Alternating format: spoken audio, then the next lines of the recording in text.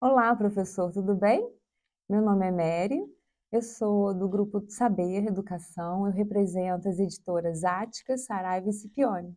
E nós estamos aqui em parceria com a Prefeitura, né, com a Secretaria de Educação, e nós vamos estar passando aqui, falando um pouquinho sobre a importância das avaliações externas e como nós, professores, vamos estar aí trabalhando a motivação dos nossos alunos para estarem aí engajados, né, na participação das avaliações externas, que para a gente é tão importante. Bom, então nós vamos dividir esse encontro em 3 videozinhos, tá? O primeiro a gente vai estar falando sobre a importância das avaliações externas. Vamos falar um pouquinho também algumas dicas, né, de como motivar os alunos e como nós, professores, também precisamos dessa motivação. E o terceiro encontro, a gente vai estar falando aí de como organizar essas ações dentro da escola, na comunidade escolar, com nossos grupos de alunos, os funcionários em gerais e todo mundo, tá bom? Vamos lá então para o nosso primeiro encontro? Então vem comigo.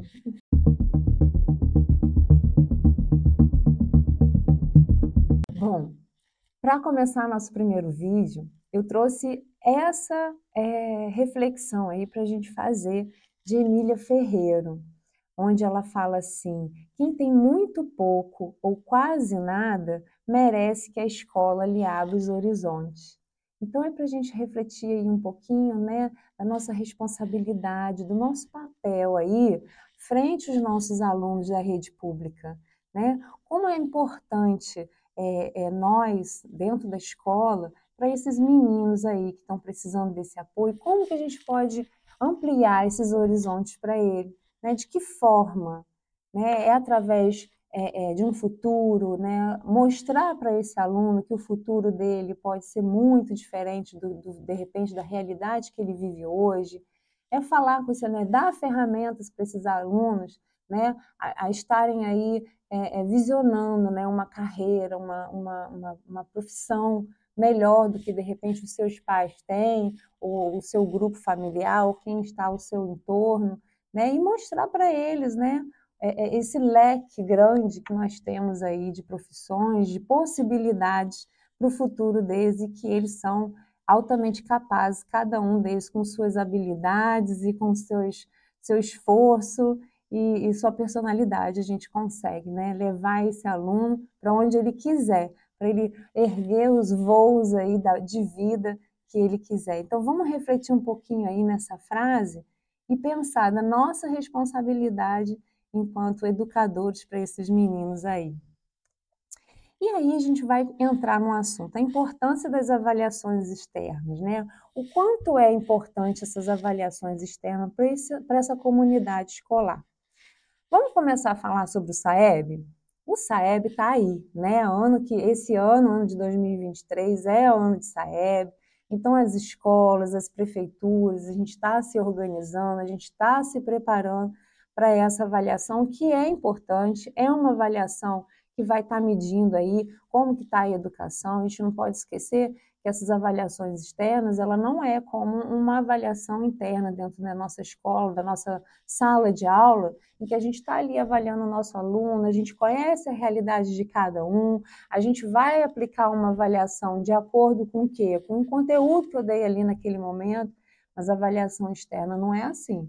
Né? Ela, na verdade, é uma avaliação de larga escala que ela quer estar ali, o objetivo de estar promovendo políticas públicas de forma mais adequada, de forma mais assertiva. Então, assim, o objetivo é diagnosticar os problemas, as defasagens, né? E a partir dali ter as ações, né, políticas ou internas de cada secretaria, de cada escola, para a gente estar desenvolvendo aí esses alunos. Só que, é claro, dentro da escola a gente acaba vendo o nosso aluno de forma individual. E a gente consegue ter, junto com esses dados aí das avaliações, a gente consegue ter essa visão individual também, né? Porque o SAEB traz essas informações para a gente com esses dados de proficiência. E aí a gestão escolar consegue estar aí desenvolvendo, né, um papel, as ações, as estratégias adequadas para cada nível que o aluno estiver, né, de acordo com as avaliações. E aí a gente vai promover o planejamento estratégico, né, para corrigir os eventuais problemas, identificar a solução, e também a educação brasileira ela vai ganhar esse reforço aí para a gente buscar a qualidade que ela merece, né? E focalizada no ensino de um sistema escolar, né? E não no aluno. Então, assim, a avaliação externa, ela vai focar um todo, né? Toda uma rede, uma escola por completo, e não um aluno individualmente, como a gente faz dentro da sala de aula. E o objetivo é o quê?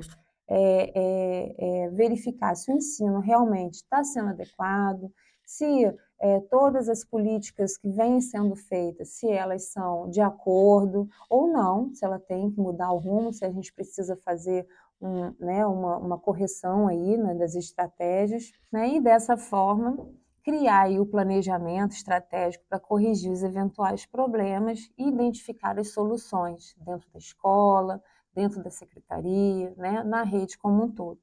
E aí sim, a educação brasileira ganhar esse reforço aí.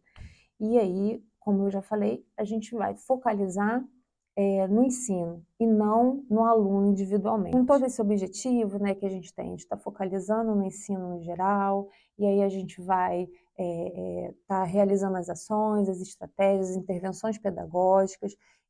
Isso faz com que haja um movimento dentro das escolas de um foco diferente, né? Que é o foco mais voltado para as avaliações externas, né? Diferentemente de quanto a gente está fazendo uma avaliação no nosso aluno, na nossa turma e tudo mais. E aí eu queria falar com vocês um pouquinho sobre a teoria de resposta ao item. É importante a gente entender, porque dentro de uma avaliação externa, a gente tem uma forma de correção diferenciada, né? Dentro da nossa escola, da nossa turma, a gente, né, pega a avaliação, o aluno acertou, acertou, errou, errou, e os pontos são contabilizados ali de acordo com aquele resultado que já está ali, né, no que ele fez. Porém, na avaliação externa, na teoria de resposta ao item, não é dessa forma, tá? A gente fala item porque cada questão ali ela é chamada de item, né? E aí ela tem ali a pergunta, as possíveis respostas, em que uma está certa, porém cada resposta errada, ela vem com uma intenção, né? Por exemplo, se eu vou trabalhar ali com o aluno uma expressão numérica, e aí ali eu tenho ali uma ordem, né? Primeiro eu vou estar resolvendo o que está dentro do parênteses, depois colchetes, tá? Mas isso não significa que o aluno não saiba as contas de somar, diminuir, multiplicar. Mas aí eu vou estar dentro desse item, eu quero avaliar se o aluno consegue fazer a expressão toda corretamente na ordem, né? Mas dentro das respostas erradas, eu tenho as respostas um caminho ali. Se ele só acertou, se ele só conseguiu resolver as questões sem seguir uma ordem, ou se, né? Então, a teoria de resposta ao item, ela leva tudo isso em consideração. As respostas erradas também são levadas em consideração.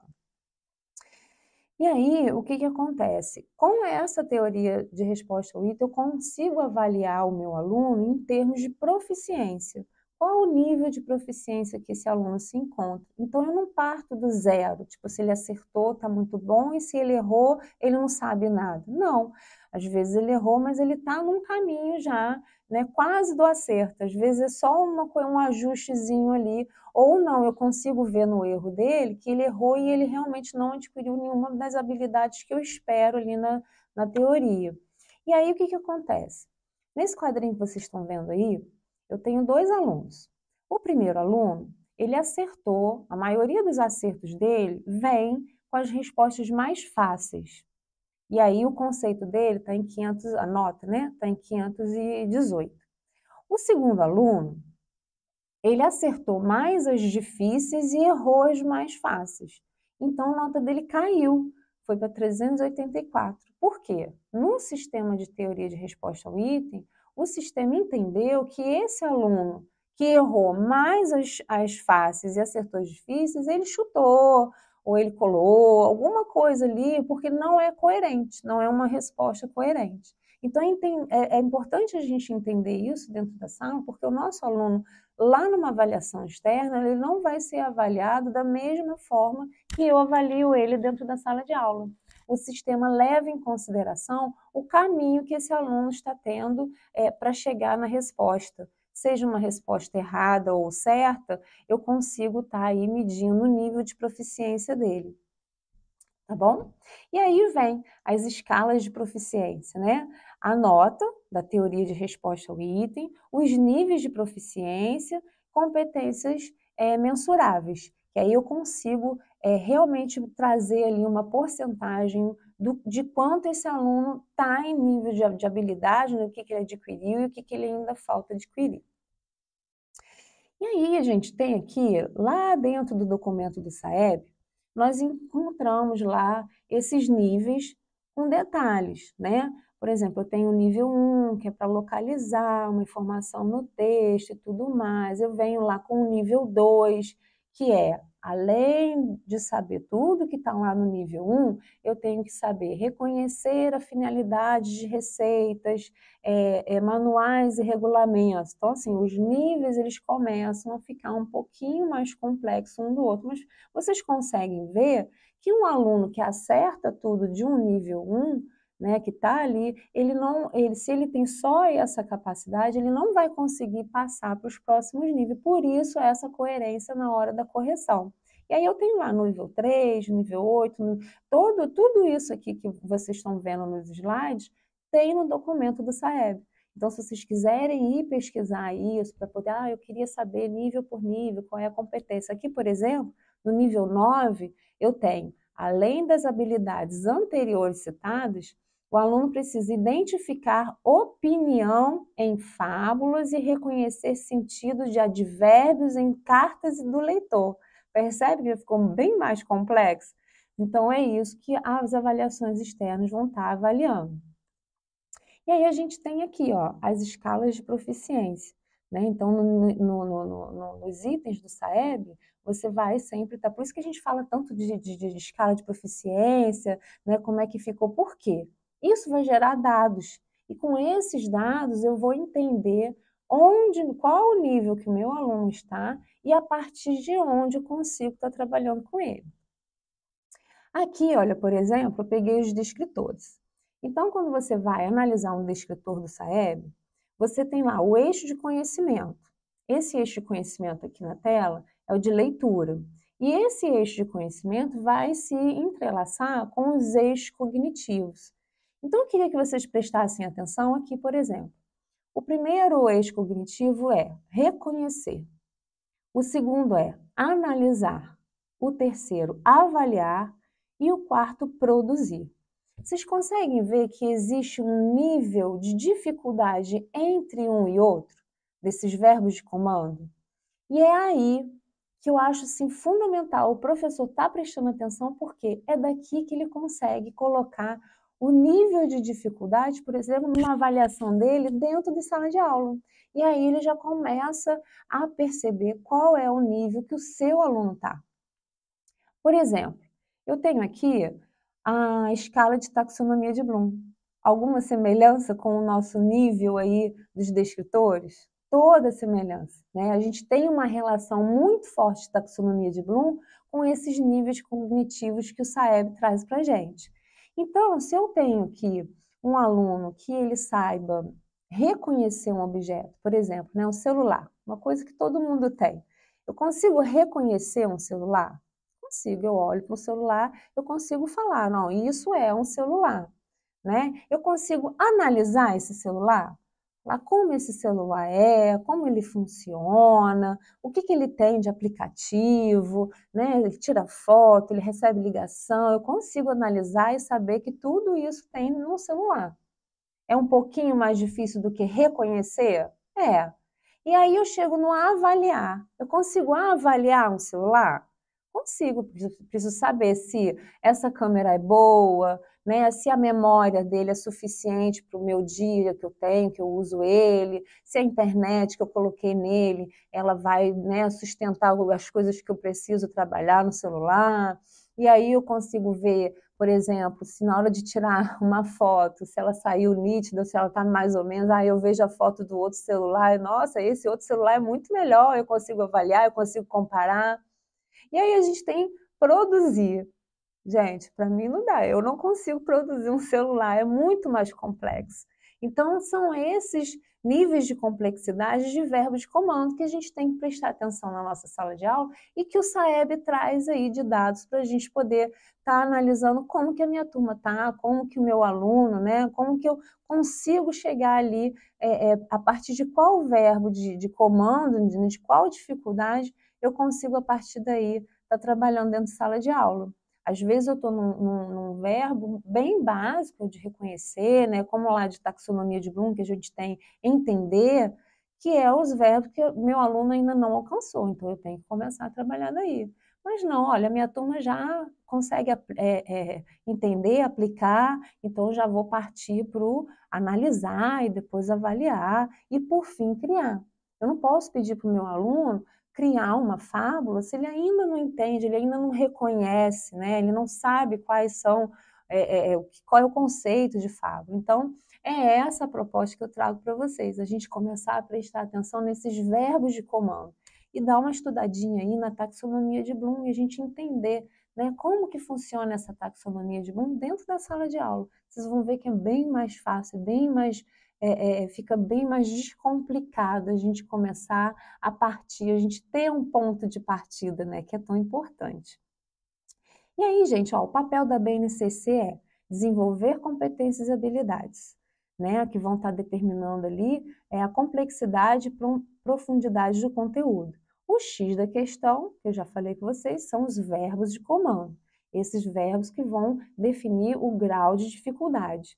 E a avaliação, ela vem para revisar, né, e dar continuidade aí nesse processo, tanto individualmente e na avaliação de escala do grupo, né, da rede toda. E dentro da sala de aula, né? O professor pode estar usando esses verbos de comando, o professor pode estar fazendo uma diagnóstica com seus alunos, né? Ou pega os dados do programa de SAEB anterior. Como o SAEB ele vem só de 2 em 2 anos, eu aconselho a gente estar fazendo isso dentro da nossa sala de aula. E a gente conseguir analisar isso no nosso grupo. Fica muito mais fácil da gente estar desenvolvendo, da gente estar identificando essas dificuldades, e já a partir daí a gente vê quais os verbos aí de comando a gente vai poder estar iniciando aí esses trabalhos, não é? Bom, eu vou ficar por aqui, para o vídeo não ficar tão longo, né? E a gente vai, no nosso próximo vídeo, a gente vai estar falando sobre motivação. E aí a gente vai ver como que a gente vai estar trabalhando essa motivação nossa, do professor, que a gente precisa estar motivado, né? E como a gente vai estar trabalhando a motivação do nosso aluno, para ele ter uma motivação maior, ele ter esse incentivo, a gente ter esse engajamento aí da nossa turma, da nossa escola toda, para estar aí fazendo as avaliações externas e a gente poder participar desses dados aí do SAEB, tá bom? Então, fica comigo que daqui a pouquinho a gente fala mais.